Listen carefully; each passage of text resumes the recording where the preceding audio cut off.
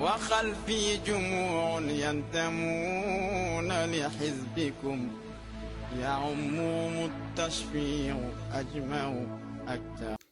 talata tati lewru août 2021 ina wayno ko sunare mawde fini toon to Agnam Goli. ɓen ɓe gandanɗa hoorema arnoɓe jokkude enɗam ene ngari Janaysa ina wayno mbaɗi accident musɗo hakkunde Jum e tareji tolno Guédé. ɗon e sur place no accident o waɗi nde ɓe mbi wonde ko auto tokoso bokkodiri e auto bana bana kono noon jeenayo ko ɗon maayi sur place hen 5 mbaɗa évacué nawa toon to hôpital mo Jum ene wayno ɓen 5 kadi kañumenne cankima. ɗum noon so tawi en ƴeewi limore ɓen sankiɓe o fodde 11 neɗɗo sanki hen kono kadi fodde nogas ene mbarmi e nder oɗo saaha. ɗum noon sikki ala ɗum fo e wade noon hollitama wonde on chauffeur minoɓe Agnam ene ngari Janaysa yum makko e esiko yen foof ene gondo e nder oɗon oto kono noon ene wayno hay goto e mabɓe fiɗɗani nofru. ndeysan ko donede ɓurduɓe yettede ɓe ngala e nder ɗo duniyaru yo Allah yurmoɓe yafoɓe yo Allah harnuɓe aljanna yo malayikaji moƴƴi jaɓɓoɓe oto yeeso mabɓe findir oto caggal mabɓe findir ko ɗacci. kono noon e nder rewindade kabaruji hollitama wonde en ɓe gandanɗa hoorema ha joni ko aroɓe so tawi wonde jayiye baɗo noon waɗi so tawi ko sapeur walla so tawi wonde ko ɓen ɓe gandanɗa hoorema ko kañumen goni ambulance uji ɗi so tawi ɓe noddama ɓe tardi arde e nder oɗon sanga kono noon eɓe ñaaga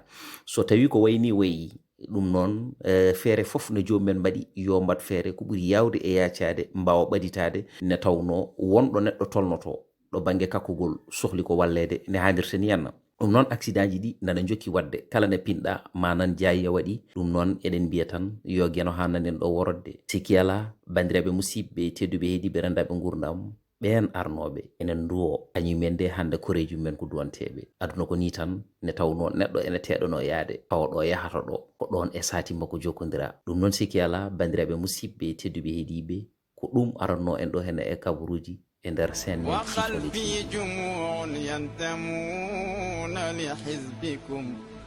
يعمهم التشفيع أجمع أكثر.